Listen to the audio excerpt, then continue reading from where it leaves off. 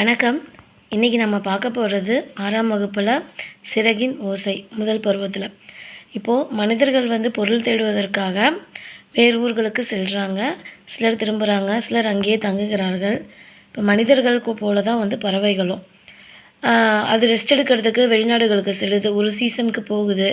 So மனிதர்கள் கூட நிறைய நாடுகள் போகாமல் இருப்பாங்க. ஆனால் பறவைகள் வெளிநாடுகளுக்கு போகாமல் இருக்காது.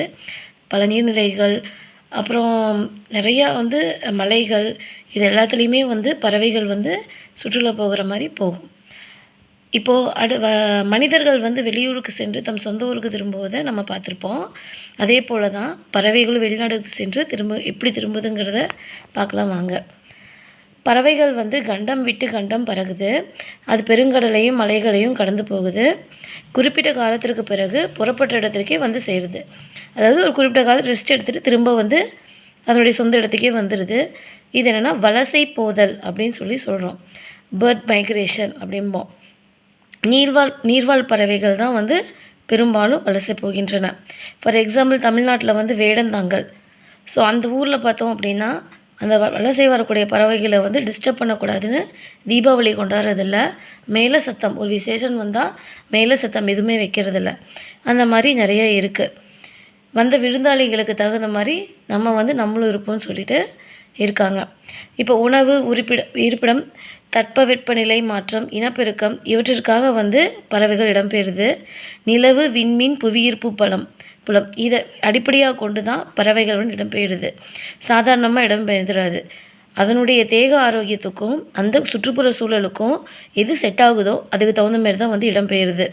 பொதுவாக வடக்கிலிருந்து தெற்கு நோக்கியும் மேற்கிலிருந்து கிழக்கு நோக்கியும் பறவைகள் வலசை போகின்றன. வலசை போகின்றனன்னா சொல்லியிருக்கோம், இடம்பெயர்றதில் தான் வலசை போகின்றன, பேர்ட் மைக்ரேஷன் அப்படின்னு சொல்லுவோம். பறவைகள் தங்களுக்குன்னு ஒரு வழித்தடத்தை தேர்ந்தெடுத்துடுது. அந்த பாதையிலேயே பறக்குது. சில பறவையினங்கள் அதே பாதையில் தாய் தினங்களுக்கும் திரும்புது.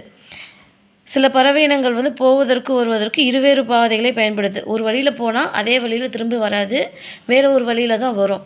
சில பறவைகள் போகக்கூடிய இதிலே தான் திரும்ப வரும். அடுத்ததாக பார்த்தோம்னா, பயணம் செய்யும்போது சில பறவைகள் இரை, ஓய்வு இந்த மாதிரி விஷயத்துக்காக தரையிறங்கும். மற்றபடி வேறு எங்கேயும் நிற்காமல் பறந்துக்கிட்டே தான் இருக்கும். வாழிடம் சேரும் பறவைகளும் இருக்குது. சரிங்களா? இப்போ பார்த்திங்கன்னா வலசையின் போது பறவையின் உடலில் ஏற்படும் மாற்றங்கள். இப்போ இந்த மாதிரி இடம்பெயரக்கூட அந்த பறவைகள் உடம்பில் சில மாற்றங்கள் வரும். தலையில் சிறகு வளரும், இறகுகளின் நிறம் மாறும், உடலில் கற்றைய முடி வளரும். ஒரு வகை பறவை வேறு ஒரு வகை பறவையாக உருமாற தோன்றும். அந்த அளவிற்கு கூட சில நேரங்களில் மாற்றங்கள் ஏற்படும். சரிங்களா? இப்போது பார்த்திங்கன்னா இது கப்பல் பறவை. சரிங்களா? சிறகடிக்காமல் கடலையும் தாண்டி பறக்கும். ஒரு கடலை தாண்டணுன்னா சாதாரண விஷயம் கிடையாது. அந்த சிறகு அடிக்காமல் அப்படியே தாண்டி பறக்கும். இதை ஃப்ரைக்ரட் பேர்ட் அப்படின்னு சொல்லுவாங்க. ஆல்ரெடி இது ஷார்ட்ஸும் உங்களுக்கு சொல்லியிருக்கேன். இது தரையிறங்காமல் 400 கிலோமீட்டர் வரை பறக்கும். இதை கூழைக்கடா, கடல் கொள்ளை பறவை அப்படின்னும் அழைக்கிறாங்க.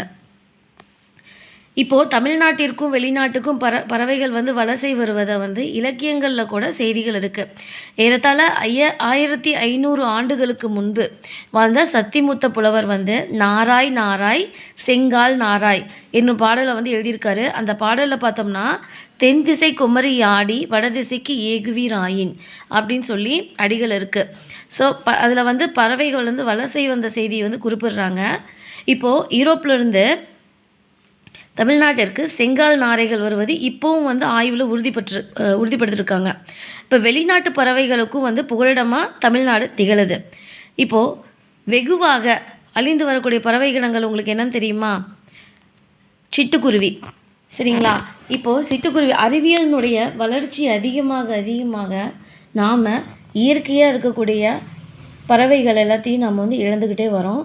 அதில் ஒன்று தான் இந்த சிட்டுக்குருவி. இது உருவத்தில் சிறியதாக தான் இருக்கும். பழுப்பு நிற பறவை. பார்த்த உடனே இது ஆணா பெண்ணாங்கிறத நம்மளால் கண்டுபிடிச்சிட முடியும். ஆண் குருவி பார்த்திங்கன்னா தொண்டை பகுதி கருப்பு நிறமாக இருக்கும். உடல் பகுதி அடர் பழுப்பு நிறத்தில் இருக்கும். பெண் குருவி பார்த்திங்கன்னா உடல் முழுதும் மங்கிய பழுப்பு நிறத்தில் இருக்கும். இப்போது சிட்டுக்குருவி வந்து பார்த்திங்கன்னா கூடு கட்டி வாழும் பறவையினத்தை சார்ந்தது. கூடு கட்டு காலங்களில் வந்து பார்த்திங்கன்னா சத்தமிட்டுக்கிட்டே தான் இருக்கும். கூடு கட்டிய பின் வந்து முதல் 3லிருந்து 6 முட்டைகள் வரை இடும். 14 நாட்கள் வந்து அடை காக்கும். 15ஆம் நாளில் குஞ்சு வந்து வெளிவந்துடும். துருவ பகுதிகள் தவிர மனிதன் வாழும் இடங்கள்லாம் கூட சிட்டுக்குருவி வந்து இருக்குது. இந்தியா முழுவதும் சிட்டுக்குருவிகளை பார்க்கலாம். இமயமலை தொடரில் 4000 மீட்டர் உயரத்தில் கூட இது வாழுது. தானியங்கள், புழுப்பூச்சிகள், மலர் அரும்புகள், இளந்தளிர்கள், தேன் இதெல்லாம் தான் சிட்டுக்குருவிகளுக்கு உணவாக இருக்கும். சிட்டுக்குருவியோட குஞ்சுகள் வந்து பெரும்பாலும் பூச்சிகளை தான் சாப்பிடும்.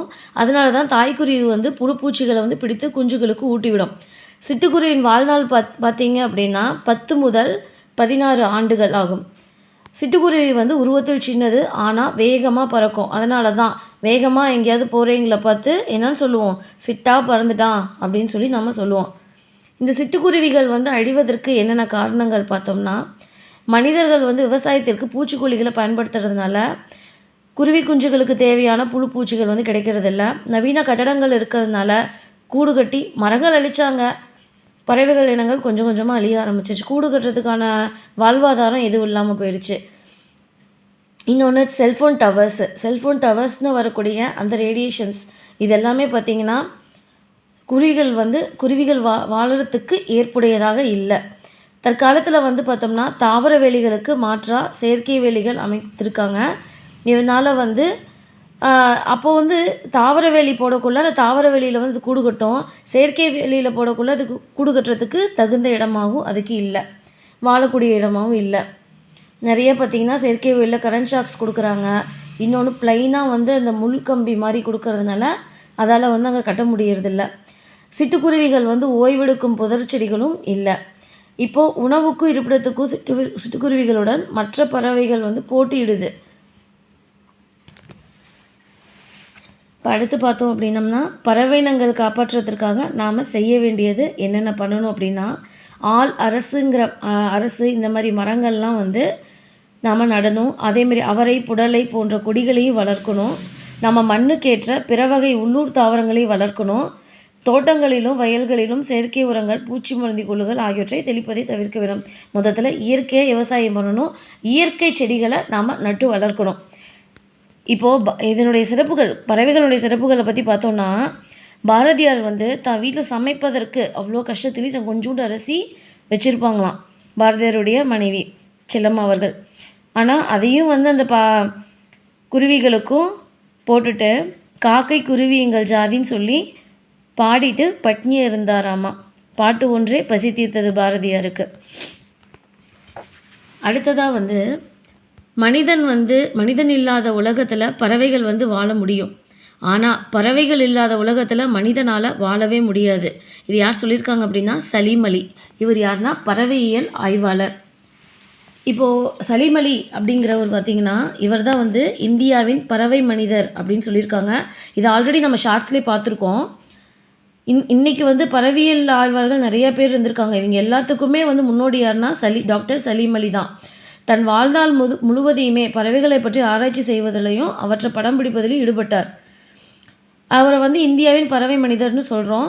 பறவைகள் குறித்து பல நூல்களை எழுதியிருக்காரு. அந்த நூலுக்கு வந்து சிட்டுக்குருவியின் வீழ்ச்சி, தி ஃபால் ஆஃப் ஸ்பேரோ அப்படின்னு சொல்லி எழுதியிருக்காங்க. ஸோ இந்த உண்மையெல்லாம் நம்ம பின்பற்றி நம்மளும் வந்து இயற்கை போற்றி காப்பாற்றணும் அப்படின்னா பறவைகளை வந்து நம்ம காப்பாற்றலாம். நாம் இயற்கையை காப்பாற்றணும் அப்படின்னா இயற்கை வந்து நம்மளை காப்பாற்றும். இன்னொன்று பறவைகள் பற்றிய படிப்பு வந்து என்ன அப்படின்னா ஆர்னித்தாலஜி அப்படின்னு சொல்லுவோம். உலக சிட்டுக்குருவிகள் நாள் வந்து என்றைக்கு அப்படின்னா மார்ச் 20. உலகிலேயே நெடுந்தொலைவு 22,000 கிலோமீட்டர் பயணம் செய்யும் பறவை இனம் எது தெரியுங்களா? ஆர்டிக் ஆலா. இதுதான் அந்த பறவை. அப்புறம் சிட்டுக்குருவி வந்து இதுதான் சிட்டுக்குருவி. இப்போ நிறைய இடத்துல வந்து இது பார்க்க முடியறதில்ல. நாம் முடிஞ்ச அளவுக்கு பறவை இனங்களை வந்து அழிய விடாமல் நாம் வந்து பாதுகாத்துக்கணும். பறவைகள் இல்லைன்னா நம்மளால் எதுவுமே பண்ண முடியாது. மனிதர் இவ்வளோ தூரம் வேகமாக நம்ம செயல்படுறோம். பல அறிவியல் கண்டுபிடிப்புகளுக்கு முன்னோடியாக இருந்ததே இந்த பறவைகள் தான். ஏரோப்ளேன் வந்து நீ கண்டுபிடிச்சிருக்கோன்னா என்ன சொன்னாங்கன்னா, பறவை பறப்பதை பார்த்தேன், நான் வந்து விமானத்தை கண்டுபிடித்தேன் அப்படின்னு சொல்லியிருக்காங்க. ஸோ நம்ம வந்து இயற்கையை பாதுகாப்போம், பறவைகளை வந்து மிகவும் பேணி காப்போம். நன்றி, வணக்கம்.